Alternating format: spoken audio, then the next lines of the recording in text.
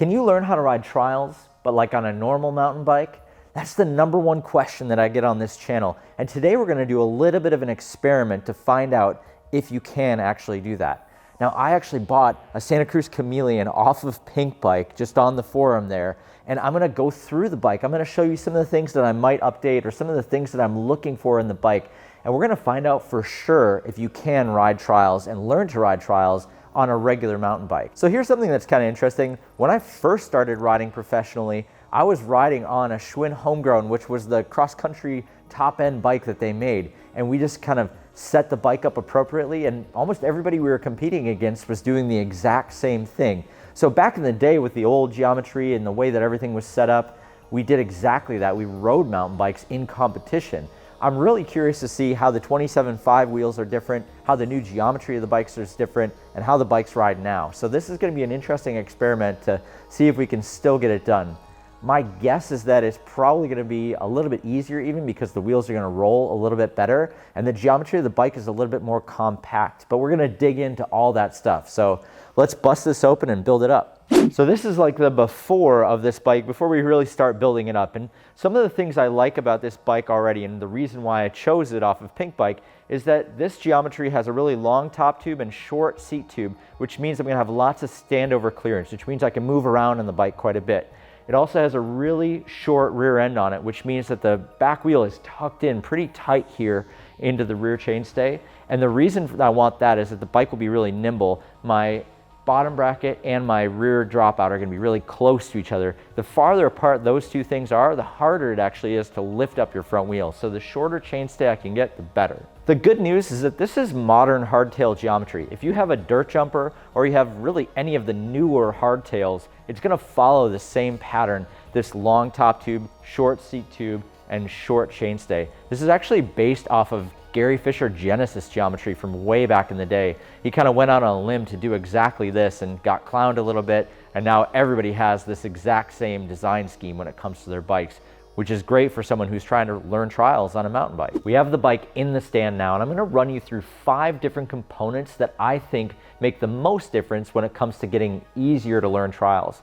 The one thing that I think is the most important to call out, though, is that no matter what you have for a bike, a lot of the basics in trials, whether it's balance, whether it's wheel placement, whether it's handling the bike, all of that stuff you can learn on any bike. It's just if you want to advance into trials in a more serious way using a mountain bike, these are the 5 components that I would think about. But again, none of them is a deal breaker. If you don't have this piece perfect or you don't have these locked in, it's not the end of the world. You can still get started, and I think that's more important than having the right parts on your bike. So let's dive into the components. The first thing that I would think about is a bash ring for the bike. Now this bike has a wolf tooth bash ring, which actually integrates with the Spider. And all it is a thin piece of metal that goes on the outside of your chainring. And its purpose is to make sure that if for some reason you do land on your chain or chainring, it doesn't hit those two things. It hits the plate instead and saves you the impact. So you're not damaging your chainring, bending the teeth on it, you're not gonna snap your chain.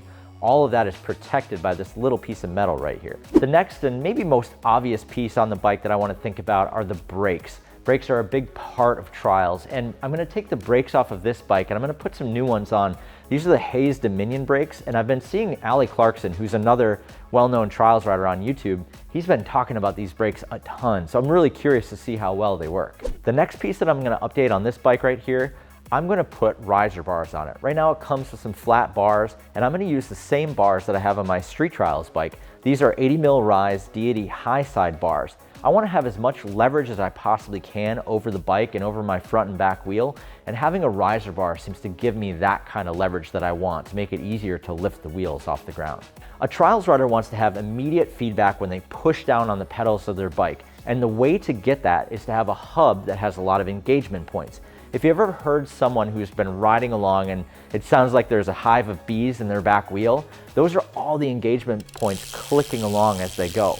And so a trials rider wants to have maximum engagement points so they get that instant feedback out of the wheel. And so for this bike, I built a set of Onyx wheels. These hubs have a lot of engagement points, but interestingly enough, they're super quiet. So I don't know, I definitely went overboard, but to get this bike right, I felt like it was important to do the wheels right. The other thing on this wheel, I went with some pretty heavy duty rims. I'm expecting to drop to rear wheel quite a bit on this bike, so I went a little bit bigger than I probably would have normally gone. I sort of went overboard on this last piece here. It's a remote lockout for my suspension fork, but I think this is an important point to discuss because a lot of people are riding trials on a mountain bike because they want to take those techniques and be able to apply it onto the actual trail, which is awesome, and I'm 1000% here to help everyone do that.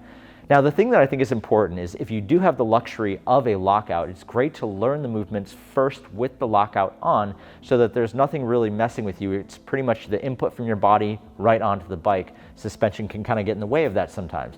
However, once you lock in those movements, you should turn this lockout off. You should learn how to do those things and just make those little tweaks to adjust with the suspension so that you know how it works. Because at the end of the day, if you're out riding on the trail, good chance you're not totally locked out and you're going to need those skills even with the suspension on. So if you can, learn them with the suspension locked out and then go to just regular mode with the suspension turned on.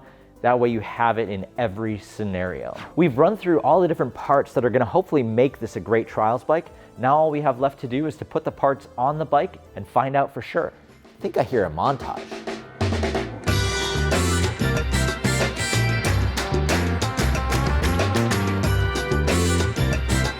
So we had a slight hiccup when it came to putting these Hayes Dominion brakes on the bike. I forgot that SRAM brakes actually use a different adapter to fit the brakes onto the frame, and so I had to get a different set of these for the Hayes Dominion brakes. And so we've got it sorted now. It's just like a $7 or $8 piece, but we've got it sorted now where the discs actually fit. We're gonna test these brakes out, and then we're gonna give this whole bike a test. I can't wait to find out. I know there's a few little things I need to still dial in, like the cables and stuff like that, but overall, we've got the bike set up enough that we can really find out if it can be proper for trials. That works. Now that we've got this bike dialed in, the last thing we have to do is change. Much better. Looking at this bike right here, there's a few things that I want to talk about before we start riding it. There are a few differences in this bike over my trials bike, and there's also a few things that I've kind of done to counteract what the mountain bike is doing to make sure that I can ride trials to the best of my ability on this bike. So just for a second, ignore the extra hose that I have here and look at this 80 mil rise bar here. This is the Deity high side bar. And really the superpower for your mountain bike, if you want to be able to lift your front and back wheels up really easily, to have maximum leverage, it's gonna have to be a riser bar. Having extra leverage on the bike is everything, especially when you're trying to learn how to ride trials on it. So if you made one change to your bike, I would consider a riser bar. Two things here. Obviously, I've put a bash ring on here, which we talked about before. This is to make sure that I don't hit rocks and bust up my chain or my chain ring here. But one thing that's different on a mountain bike that isn't on a trials bike is that the bottom bracket is a little bit lower. Most mountain bikes have a lower bottom bracket, but most trials bikes, their bottom bracket height, which is right here, is actually higher than the rear dropout here. So you have a little bit different feel here. Instead of being up here like it would be on a trials bike, it's down here. And that makes it just a little bit harder to put your front wheel on stuff, to ride up onto things, and just to have leverage over the bike, especially on the back wheel. It's certainly not a deal breaker, but you're gonna notice a difference when it comes to your bottom bracket height. Because this is a mountain bike, I have a dropper post on here, so I can shoot this thing up and ride normally as it was a mountain bike. When I come back from the trails and I want to practice my trial skills, I just slam it back down and keep it out of the way. Last big difference here, obviously the suspension fork. I've got it locked out for now so I can get the basics in place, but then as soon as I get to that point, I'm going to turn the lockout off so I can really start to feel what this bike is going to be like when I'm riding it normally, so that I can access those trial skills while we're out on the trail. Just like every other bike that I get, I run through the 10 most foundational trial skills and make sure that it can do all those things. And if it can, that means I can stack on top of it more and more and more.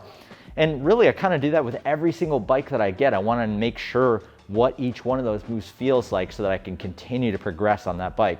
And it's no different from this mountain bike here. We're going to start with those first 10 and take it from there.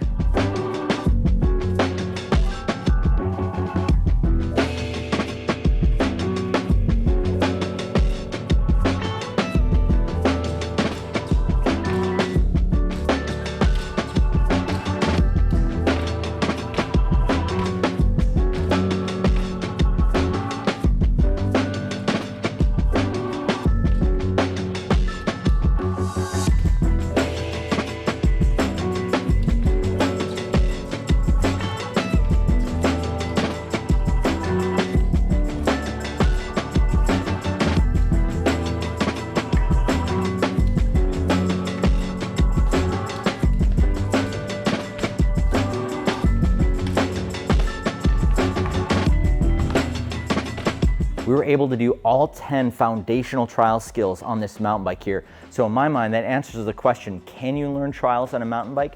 Absolutely yes. And really, the only thing that's out there to answer now is how far can you push it? And that's where we're gonna take everything. But if you're watching this, you wanna start learning some of these foundational skills, go right here. This video is gonna help you get it done.